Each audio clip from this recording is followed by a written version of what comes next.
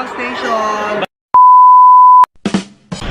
Hi guys, so medyo hindi lively yung ating intro ngayon kasi nakaranas naman kami ng lindol dito as of October 31, 2019. Magnitude 6.3 na lindol ang tumama sa Tulunan at 6.1 ata dito sa Davao. So on the way ako ngayon pinaticharing, so sana going there walang aftershocks para hindi tayo, you know. Hi guys! Hi guys! Kasama ko sa ticharing ngayon and pupunta kami doon sa Ecoland 4000. So, tignan natin yung mga nangyari doon guys. Kasi doon si Mayor, si Vice Mayor, and lahat ng Duterte nandun. Yun talaga yung maganda dito sa amin sa Davao. Kasi pag meron sa kuna, sila lahat full force talaga. So, see you. Nandito kami banda sa labas ng SM guys. Malapit sa vlog na. Malapit sa condo na gumuho. Yan, so bawal pasukan doon. Sa labas na tayo.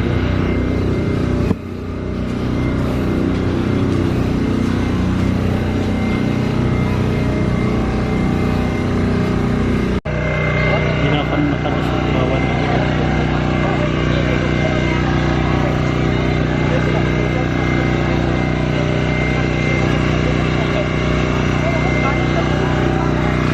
So ayan guys, as of 4:30 wala pang total numbers ng mga nasaktan or namatay o kung may natap ba or wala kasi hindi pa na-reach ang ground floor. So wala kaming update. Yun lang update sa amin from the Bureau of Fire and Protection. Hindi kami pwedeng pumasok doon guys, especially kung hindi ka tenant doon o wala kang access sa loob, hindi ka renter. Kaya dito lang kami sa labas, nag-aantay ng update. So yun yung update nila sa amin. Kasi kung doon kami dadaan sa labas, kasi may labasan doon. Kung doon kami dadaan, hindi din kami makakapasok kasi ibablock nila ang way doon. Hindi ko lang alam pa pa sila Mayor, si Vice Mayor at saka si Pulong. Pero yun nga. So sa may di nakakaalam, Ecoland 4000 is one of the oldest condo here in Davao City. And gumuho talaga siya dahil sa 6.3 or 1 na lindol dito sa Davao around 9 AM kanina. Sana walang nasaktan or namatay guys, no? October 31 ngayon, bukas November 1. So magdadagsaan na naman yung mga tao sa sementeryo to visit their loved ones. And kami, wala kami i-visit kasi wala dito yung patay namin nasa bukid. Anyways, I'm with Ate Charing for today. Kasama niya ang kanyang mga fans. Ayan. Nag-i-interview siya.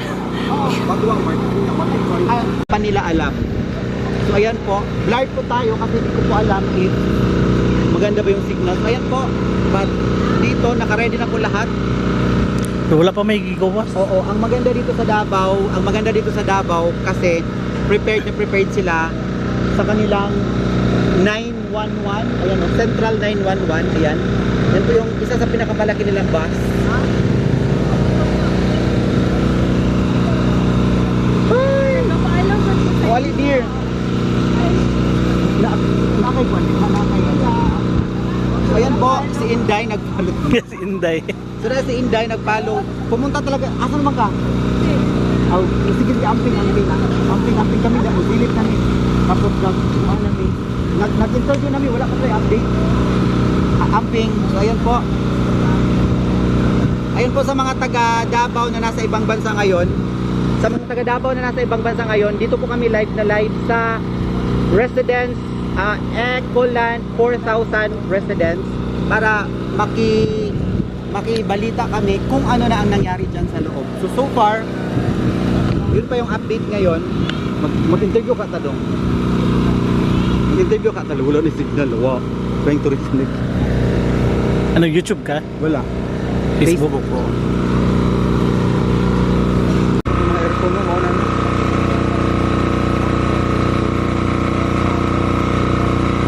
Pero dili na siya total wreck, no? Grabe ang truck nila.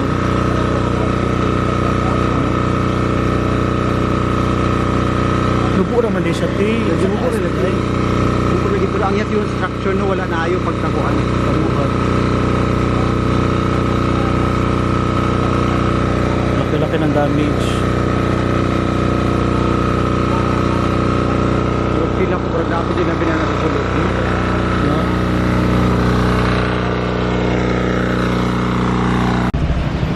Ayan, dahil wala kaming balitang nasaga mula sa kanila.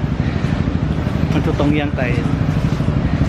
Ang name po ng restaurant is Tongyang. Tongyang. So ang name po ng restaurant is Tongyang Plus.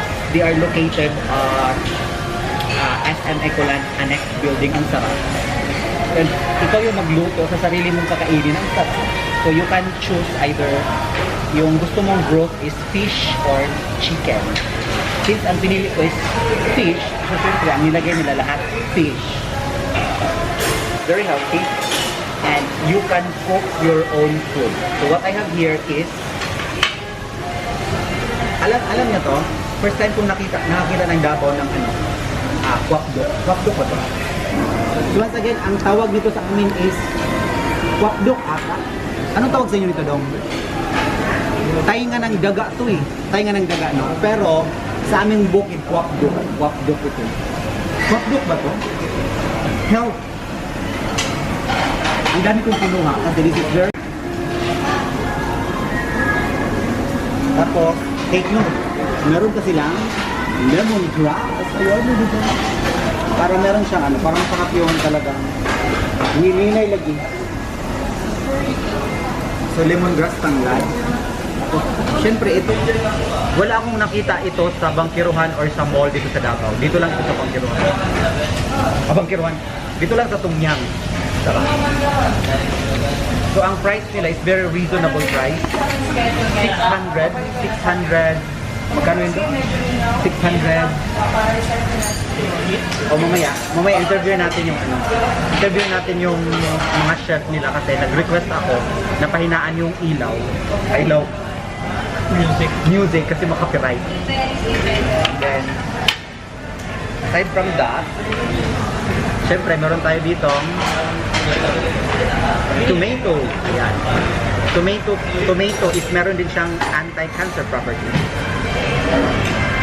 I am not sure if maubos ko ito lahat kasi kumuha din ako. Hindi ko alam na meron na pala silang ditong nilagay. Pero sana maubos ko ito lahat. And okra.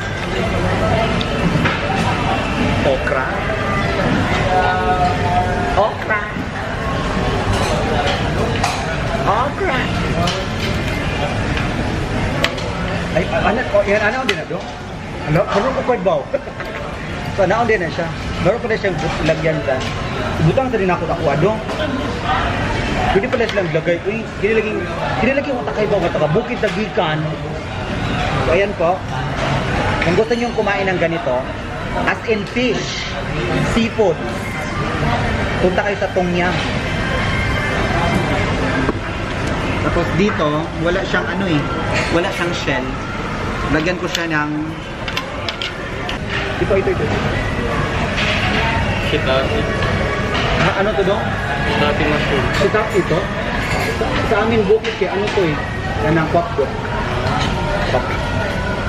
So yan po, Tongyang. Kung gusto nyo kumikim ng ganito, doon kayo na doon. Tama na? Ayaw mag-beef? Hindi na doon na kaya doon. Brad lang, mahurog doon. Gusto mo yung paslak doon.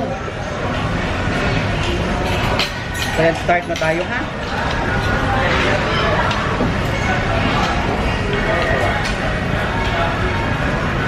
So, ito yung first time kong kumain ng ganito dito sa Davao.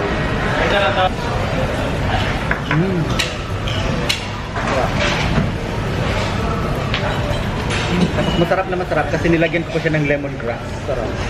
So ayan, ikaw yung magluluto sa gusto mong kainin. Unlimited to dong, no? Unlimited siya. Kimchi.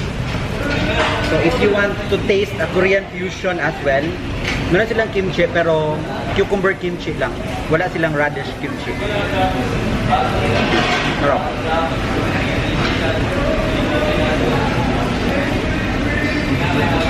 Itong tuna.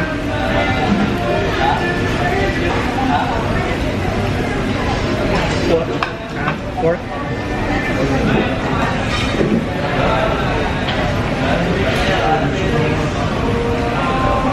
Sarap. Once again, black fungus mushroom day yun. Black fungus. When I was in South Korea, may nag-advise sa akin na black fungus mushroom is very good to cure cancer. Oh, sarap no? Lamig kayo doon. Ito po ano? Fish ni no?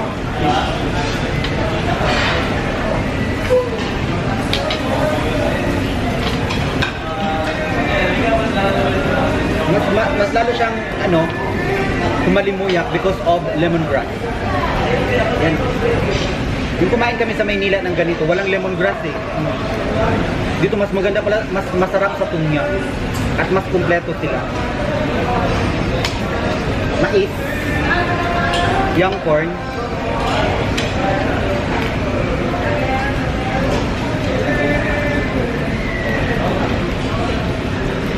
tuna,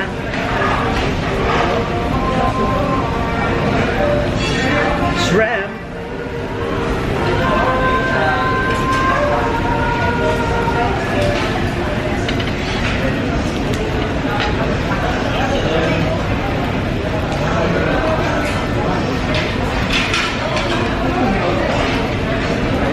ayaw na pag-rice dong. Ayaw na pag-rice.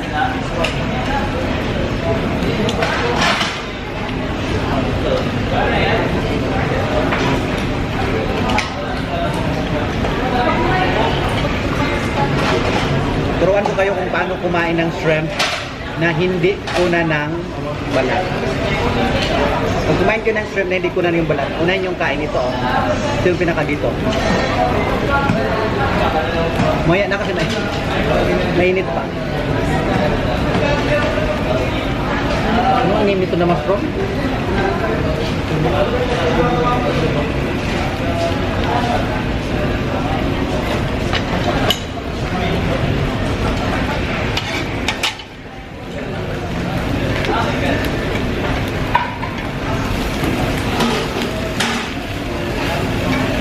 Fungus mushroom pala.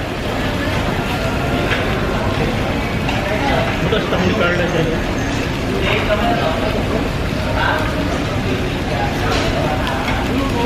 Sahong Ni Carla.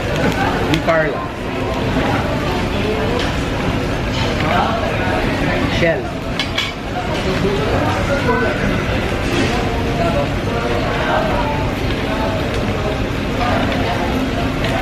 Tapos bell pepper.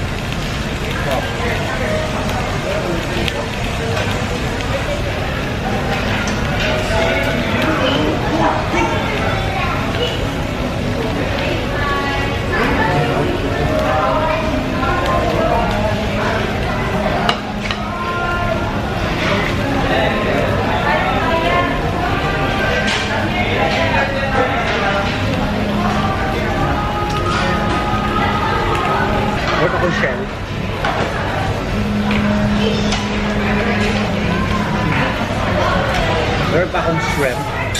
Into more water. Oo, water.